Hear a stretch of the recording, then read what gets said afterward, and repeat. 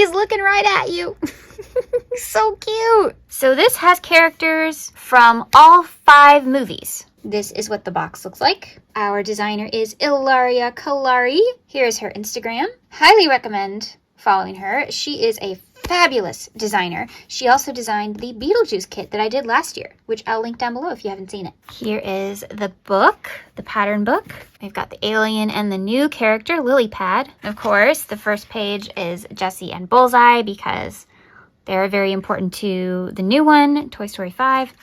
Thunder Bay Press, right there. Here is our table of contents. Tools and materials, crochet stitches, crochet techniques, finishing stitches, method and finishing, abbreviations, and then here's our characters, which we'll get to in a second. Honestly, read these because sometimes they give you little tips, especially the ones that Ilaria is connected with, because she likes to give you as many little helpful hints as she can, which is so nice. This is just the basic stitches. You should already know how to crochet before you do any of these, truly. But these are little refreshers. Okay, more techniques. How to finish pieces off, very handy. Make certain stitches. The invisible join, methods and finishing. Abbreviations, very important. If you want, I recommend taking a picture of this with your phone so that you can have it to keep looking at while you're working. So you don't have to keep flipping back to this page. Okay, our first pattern is Sheriff Woody. This project can be made with the materials in your kit. A loyal and brave cowboy sheriff doll. Woody is the favorite of Andy's toys. He leads the other toys with his heart, making sure that no one gets left behind. Now it mentions the materials you will need. The 3.25mm hook that comes in your kit. A DK cotton weight yarn. And everything else you need. Pins, markers, scissors, embroidery needle. The gauge is right here, should be approximately 6 inches tall when you're done. However, one thing that Ilaria likes to do whenever she writes these kits, which I love her for this, she tells you what she used to make the doll. She used Paintbox Yarns Cotton DK, the exact colors she used, and she used a 2.75mm hook. I love that she does this because let me tell you something if you didn't know. This is what the designer has made. That's what these pictures are. The designer made this and then photographed it. However, yours will not look like that if you use their materials or any other materials. Unless you use exactly what she used, yours will not look like this. Just a fun little thing to throw out there if you didn't know. So this is really cool. She gives you a sketch here so you can kind of see how to put the vest together, which is really smart. And then a really good picture of the hat. The thing about Thunder Bay Press is they have a system and a format that they use. But if you're a designer that's already worked with them and realized how to work with their format, then you can make a successful book. But the Thunder Bay Press system doesn't always work with every designer, and I've seen so many fails. She's been on like 3 kits with them now, and yeah, she's figured out how to hack the system. Hold at an angle, maybe you can see the whole thing. There we go. A lot of detail in these. I'm really impressed. Buzz Lightyear of Star Command. Buzz is a space ranger action figure whose sense of self is shaken when he learns he is a toy. But he rallies and accepts his reality, becoming a good and loyal friend to the other toys. This project can also be made with the materials in your kit. And again, what the materials in your kit are versus what she used. We've got some really good pictures here. Nice close-ups. More illustrations. Here's his little jetpack. Very detailed. Lots of detail in these things. Rex! I love Rex. Voiced by the one and only Wallace Shawn. Despite Tyrannosaurus Rex's reputation as ferocious, Rex is kind-hearted and gentle. Though often anxious and unsure, he always finds the courage to support his buddies. Look at him. He's so cute. I might have to make him. He is adorable. Okay. Even though he's only like one color, there's so much detail there. I love the shaping for his tail. You can see some of the stitches right here. That is super clever. One of my favorite characters, Peep. This porcelain shepherdess, Woody's romantic interest, begins life as a figurine adorning a lamp. Over time, she reveals herself as an adventurous spirit who helps other toys find their own path. But this is the original Bo Peep. But I am super curious, y'all. This is an experiment I would like to run. Can we use this pattern and make her the Toy Story 4 version? Because I would like to see if that is possible. If you would like to see that experiment, let me know down below, because I kind of want to do it. Again, look at the detail. Okay, hold on. I think there's a side picture where you can see her bonnet better. We've got an illustration for some stitching, but in here you can see the back. You can see every stitch. I'm definitely going to have to use cotton. These are just too good not to use cotton. How adorable is this photo? I mean, Woody is worth making just to do this picture. How cute. Although I would have put her a little bit closer because of the scene in Toy Story 1, I think, where she kisses him on the cheek and he kind of blushes. I think that would be really cute to display. Next we have Jessie.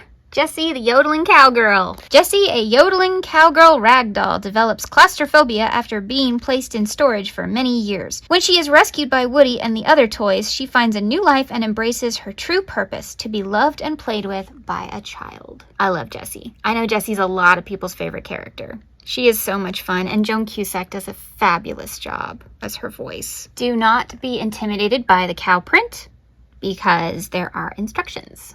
Here is a better look at our little cowgirl. So here's Bullseye. Jessie's best pal, Bullseye, is a vintage toy horse who loves running and playing with his friends. While he doesn't speak, he expresses himself with playful whinnies and puppyish affection. Hey, there are a lot of characters in movie and television history. They do not speak, but we absolutely adore them, do we not? I'm totally fine with him not talking. There's another picture. You can see more details here. Look at this photo of Bullseye and Jessie. How adorable is this?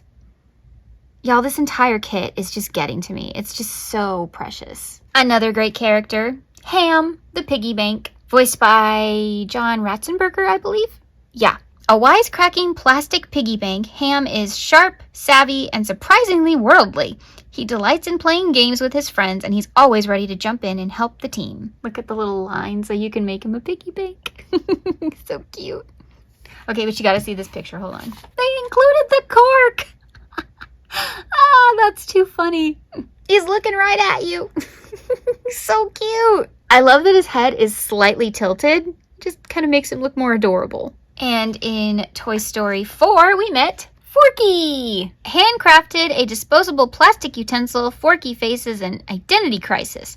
Though he insists he's trash, he finds himself drawn into life as a toy, and he ultimately accepts his newfound purpose. Adorable. Toy Story 3, we had Lotso Huggin Bear as the villain. Lotso is a big pink plushie that smells like strawberries.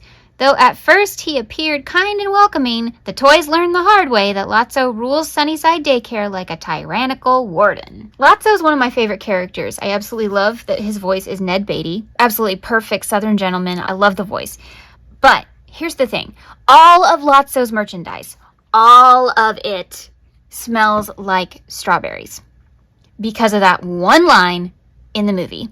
Now, all his merch smells like strawberries, but it doesn't smell like real strawberries. It smells like artificial strawberries, which I can't be around. So I can't have any Lotso merch. But now he has a pattern, and I think I should make him with big plushy yarn. What do you think? Let me know. I mean, how cute would he be with plush yarn? I have no idea if it would work, but I'm willing to experiment because he's so cute. One of our little aliens, also called Little Green Men. The aliens are promotional squeak toys from the Pizza Planet claw machine. These three-eyed fellows don't say much, but when they do pipe up, it's often in unison. We've been chosen. Look at that. She even put the Pizza Planet logo. Look at that. The details. I can't get over it. I'm sorry. I can't get over it. Wait a minute. 2.75 millimeter hook. Wait, did anybody else say that? Hold on. Woody says 3.25. That's what comes in the kit. Buzz says 3.25. Rex says 2.75. Bo Peep says 2.75. Jessie says 2.75. Bullseye says 2.75. Hamm says 2.75. Forky is 2.75. And Lotso, and this one really confuses me, is 2.75. Isn't he supposed to be huge? It says he's 6 1/4 tall, so he's only 1/4 taller than Buzz. I know that she uses a 2.75, but why do we have a 3.25 millimeter hook?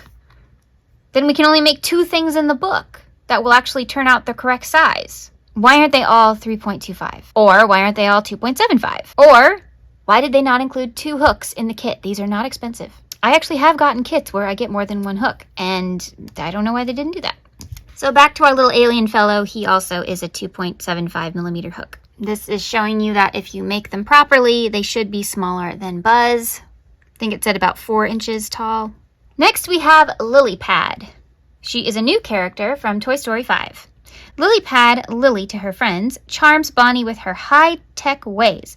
A chatty computer tablet, Lily's always excited for fast-moving, making the other toys feel outdated and overlooked. Despite the toys' differences, they want to do what's best for Bonnie. Here are some different angles. She's very flat. Our last character is also a Toy Story 5 new character, Smartypants. Long forgotten in an old toy box, Smartypants is a toilet training tech toy, that's hard to say, who has outlived his usefulness. Luckily for him, he gets a battery charge that sets him on an exciting new mission. Look at all the buttons. Oh my goodness. So if you make him properly, you should be able to move his handle, which is kind of cool. Insert a chenille stem into the handle instead of adding stuffing. So that way it'll move. And then here is the beautiful Ilaria Calari, and you can read about her when you have the book. Okay, so which one should I make? I've already decided. Tell me down below in the comments if you can guess which one I've already picked. Come back Friday for Gift or Garbage to find out if this kit is actually worth it. See you then!